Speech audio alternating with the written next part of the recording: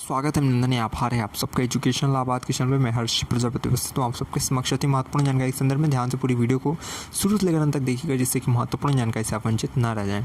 देखिए, लगातार कॉलेजेस की स्थिति बहुत इस समय डावाडोल है, स्थिति बहुत ख़राब है। इसलिए अगर देखा जाए तो असंतोषजनक इसलिए स्थिति है क्योंकि सभी छात्रों को बुलाने के बावजूद भी कॉलेजेस में सीटें फुल नहीं हो रही हैं। एडीसी वगैरह में और अन्य कॉलेज में बीए, बीएससी इन सब को, और जैसे ईसीसी का अगर देखेंगे तो आपको बीए, बीएससी और जितने भी वहाँ पे कोर्सेज़ हैं वो सब में ये हो गया कि फ़र्स्ट कम फर्स्ट सर्व, यानी पहले आइए और पहले पाइए। ऐसी स्थिति जो है आपको कॉलेज में लगातार दिख रही है, लेकिन उसके बावजूद भी कॉलेजेस में सीटें नहीं फुल हो पा रही हैं। हालात ऐसे हो गए हैं कि कुछ ही कट ऑफ जारी होने के पश्चात नॉन सीयूईटी वालों बच्चों को भी बुला लिया गया। पहले ये लग रहा था कि सीटें बहुत खाली रह जाएंगी क्योंकि बच्चे बहुत अधिक थे, लेकिन देर से प्रवेश होने के कारण जो बच्चे होते हैं वो कहीं ना कहीं और यूनिवर्सिटीज़ में एडमिशन ले लेते हैं, जिसके कारण और जिसका जो है ये निष्कर्ष निकलता है कि आप सबके इलाहाबाद विश्वविद्यालय मेन कैंपस की सीट तो जैसे तैसे भर जाएगी, उसकी कोई दिक्कत नहीं, वो तो फुल हो जाएगी। लेकिन कॉलेज वालों के लिए संकट का बादल मंडराने लगता है। हर साल देखा जाए तो यही स्थिति रहती है, सीयूईटी का रिज़ल्ट लेट में आता है और इसी कारण प्रवेश प्रक्रिया देर से स्टार्ट होती है और कॉलेज की कट ऑफ आते आते जो है छात्र जो है परेशान होकर किसी न किसी अन्य जो है संस्थानों में प्रवेश ले लेते हैं और जो फिर यहाँ सीट भरना मुश्किल हो जाता है।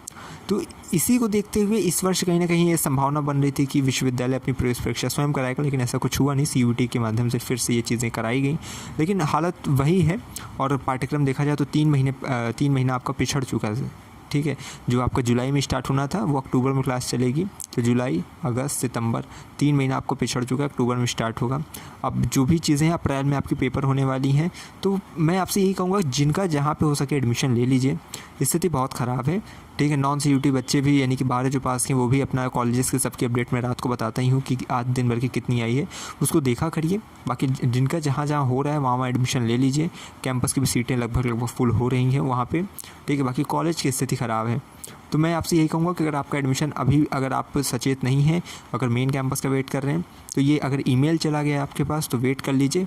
बाकी जो सेफ स्कोर मैंने बताया अगर उसके अंतर्गत है तो ठीक है, नहीं तो फिर आप कॉलेज में एडमिशन जल्द से जल्द अपना सुनिश्चित कराइए, ठीक है। बाकी फिजिकल वेरिफिकेशन की अपडेट जब कॉलेज की आएगी बताऊंगा। अभी आईएसटीसी का 20-21 सितंबर को बीएलएलबी वालों का केवल होगा, ठीक है, ऑफलाइन वेरिफिकेशन। बाकी जिनका ऑफलाइन एडमिशन हो रहा है कॉलेज में उनको वेरिफिकेशन कराने नहीं जाना है, जिनका ऑनलाइन हो रहा है उनको जो है जब नोटिस आएगी तो मैं बताऊंगा तब जाना रहेगा। सीएमपी वगैरह में तो फीस रसीद में नीचे शायद लिखा रहता है एडमिशन कार्ड में कि आपको 2 से 3 दिन में जो डेट दी रहती है उसमें जाना रहता है, ठीक है। तो आप ज़्यादा परेशान मत होइएगा। कैंपस वाले जिनका एडमिशन हो चुका बीए, बीएससी, बीकॉम में, उनका एनरोलमेंट केवल होने वाला है, और जो इधर प्रोफेशनल कोर्सेज़ में वो जाके अपनी डिमांड ड्राफ्ट के तहत फ़ीस जमा कर दें, ठीक है। और ऐसा अभी जब इनरोलमेंट कोई अपडेट आएगी तो मैं सूचित करूँगा। अभी कुछ करना नहीं, हॉस्टल वगैरह की जो अपडेट आ रही है उसको देखते रहिए, ठीक है, जिससे कि आप महत्वपूर्ण जानकारी से वंचित ना रह जाएं। बाकी चैनल पे लगातार रात को जो वीडियोस आती हैं एक फुल कवरेज की आती है, इसमें सीयूईटी की दिन भर की अपडेट को सम्मिलित किया जाता है, उस वीडियो को अवश्य देखा करिए, उसमें आपको इंपॉर्टेंट जानकारी दी जाती है। बाकी टेलीग्राम, इंस्टाग्राम से जुड़े रहिए,